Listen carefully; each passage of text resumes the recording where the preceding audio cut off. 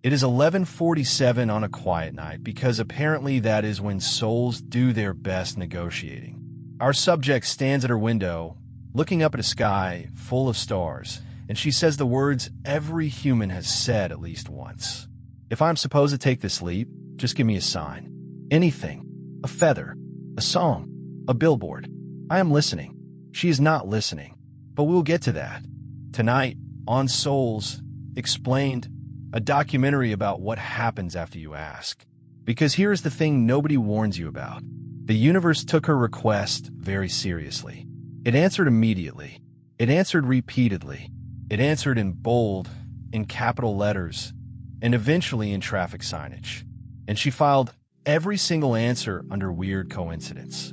If you have ever asked for a sign and then argued with the sign, this episode is about you.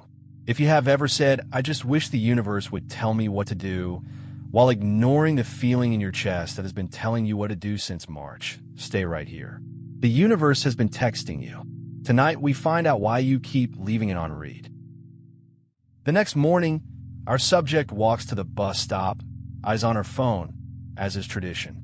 Above her, a billboard the size of a house says, in letters you can see from space, maybe this is your sign. She looks up. She reads it.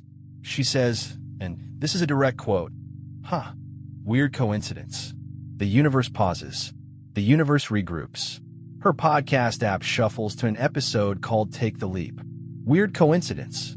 A stranger at the bus stop tells his friend, word for word, the exact sentence she needed to hear. Small world. A book falls off a shelf and opens itself to the page. Gravity, probably. Watch her closely, dear viewer, because this is the part where you might recognize someone. She is not stupid. She is not blind. She is scared. Because if it is all coincidence, she does not have to do anything. But if it is a sign, she has to change her life. Coincidence is safer. So the universe writes bigger. And she squints at the sky, at the songs, at the strangers, and says the prayer of every terrified human. Okay, but can I get one more sign, just to be sure? Meanwhile, somewhere above the clouds, we visit the universe's customer service department. Yes, it has one. Tonight, it is fully staffed with angels wearing headsets, and none of them are okay. On the big screen, a ticket blinks in red. Request number 4582, a sign please. Same customer. An angel takes off his headset and rubs his eyes. She asked again, he says. The whole floor goes quiet. We sent the billboard, says one. Did she see it? She saw it. She read it out loud. She called it a weird coincidence. An angel in the back gently lowers her forehead onto her desk.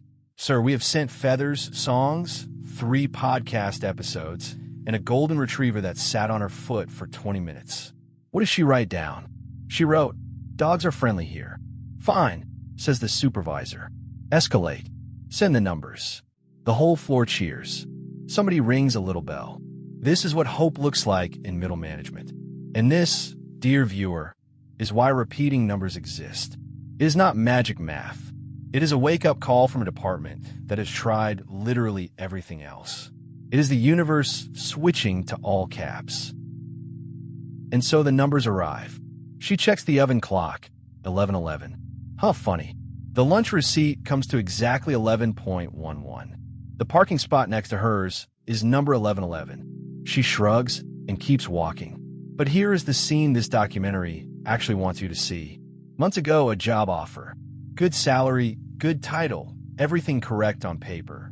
And something in her chest, quiet as a library, whispered, do not take it. One sentence. No explanation. Intuition does not do slideshows.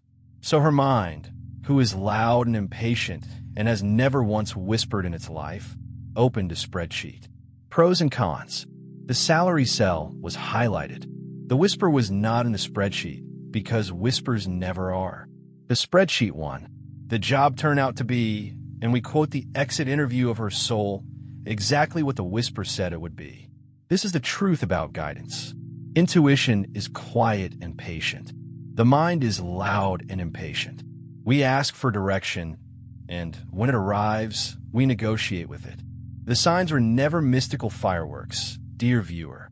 They were confirmations of a nudge you had already felt. And now, the part of the file nobody expects. Here it is. You never actually missed a sign. Not one. Every nudge you ignored got resent.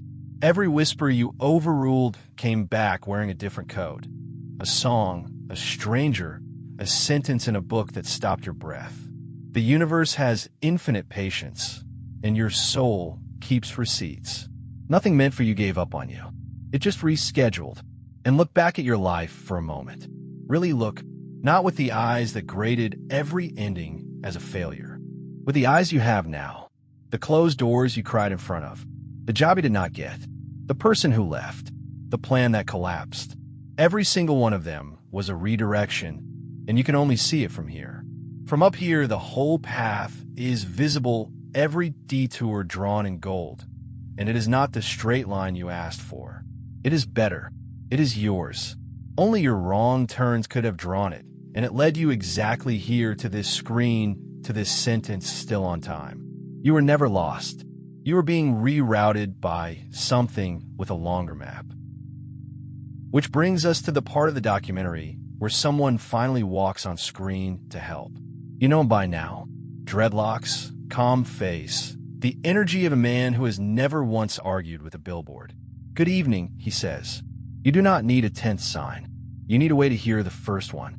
For tools. 1. The body compass. Imagine choice A.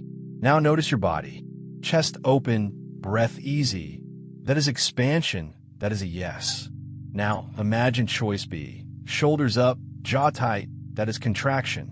Your body votes before your mind can open the spreadsheet. 2. The bedside question.